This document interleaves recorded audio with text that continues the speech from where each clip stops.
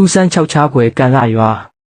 ပကူးရိုးမရဲ့အနောက်ဘက်ခြမ်းတောနက်တစ်ခုရဲ့အလဲမှာကန်လိုက်ဆိုတဲ့ရွာလေးတစ်ရွာရှိတဲ့အဲ့ဒီရွာကအပြင်ပန်းကြည့်ရင်အရန်လာတဲ့ရွာလေလမ်းမကြီးကတန်ရှင်းတက်ရက်နေပြီးအိမ်တိုင်းရဲ့ရှေ့မှာရောင်စုံပန်းတွေဝေစာနေတတ်တဲ့ထူးခြားတာကရွာသူရွာသားတွေအားလုံးဟာအသက်အရွယ်နဲ့မလိုက်အောင်လူပြိုချုံမောနေကြတာပါပဲဒါပေမဲ့အဲ့ဒီအလှတရားရဲ့နောက်ွယ်မှာအမောင်ထုတစ်ခုရှိနေခဲ့တယ်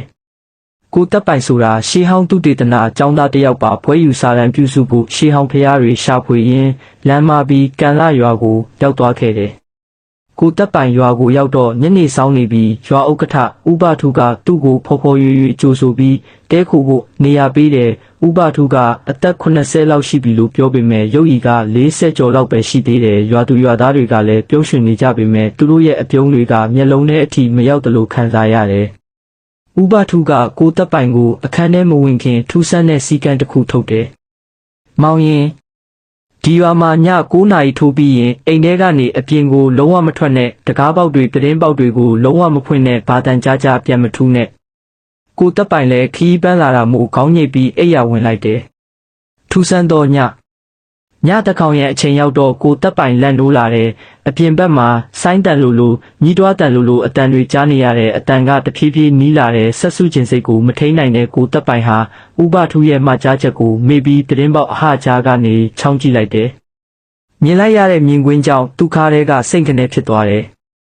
လမင်းကြီးကပုံမှန်မဟုတ်ပဲအနီရောင်တန်းနေတဲ့ရွာလေလမ်းမပေါ်မှာရွာသူရွာသားတွေဟာမျက်လုံးတွေပိတ်လက်အုပ်ချပြီးတန်းစီလျှောက်သွားနေကြတယ်သူတို့ရဲ့ခြေလမ်းတွေကလေထဲမှာမြောက်နေတယ်လို့ပဲသူတို့ဥတီသွားနေတာကရွာအပြင်ဘက်ကကြီးမားတဲ့ညောင်မင်းကြီးစီကိုပါ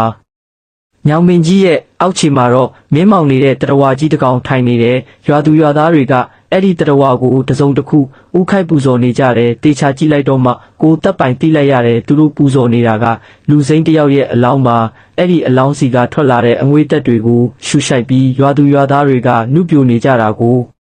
ရုတ်တရက်အဲ့ဒီတရဝါကြီးကပြတင်းပေါက်နာကိုလှမ်းကြည့်လိုက်တဲ့မျက်လုံးနီနီကြီးတွေကကိုတက်ပိုင်နဲ့စုံသွားတယ်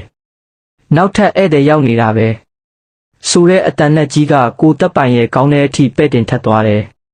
ရွာသူရွာသားတွေအားလုံးပြတင်းပေါက်ဖက်ကိုလှည့်ကြည့်လာကြတယ်သူတို့ရဲ့မျက်နှာတွေကခုနကလိုချုံမောမနေတော့ဘူးအရေပြားတွေတွဲကျမျက်လုံးတွေဟောက်ပါဖြစ်ပြီးကြောက်စရာကောင်းတဲ့ပုံစံတွေပြောင်းသွားကြတယ်သူတို့အားလုံးအိမ်ဘက်ကိုပြေးလာကြတယ်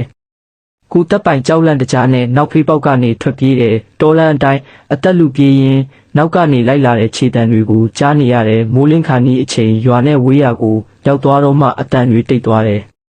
ကိုတက်ပိုင်မျိုးကိုပြန်ရောက်လာခဲ့ပေမဲ့သူဘသူ့ကိုမှဒီအကြောင်းမပြောရဲခဲ့ဘူးဒါပေမဲ့ညာတိုင်းမှန်ထဲမှာသူ့မျက်နှာကိုပြန်ကြည့်ရင်အရေးအကြောင်းတွေပူများလာတာကိုသတိထားမိတယ်ကန်လာရွာကသူ့ရဲ့နှုတ်ပြိုခြင်းတချို့ကိုယူထားလိုက်ပုံရတယ်ဒီဇလန်းလေးကိုသဘောကျရဲ့လားဗျာခမက်လေးရေးခဲ့ပါ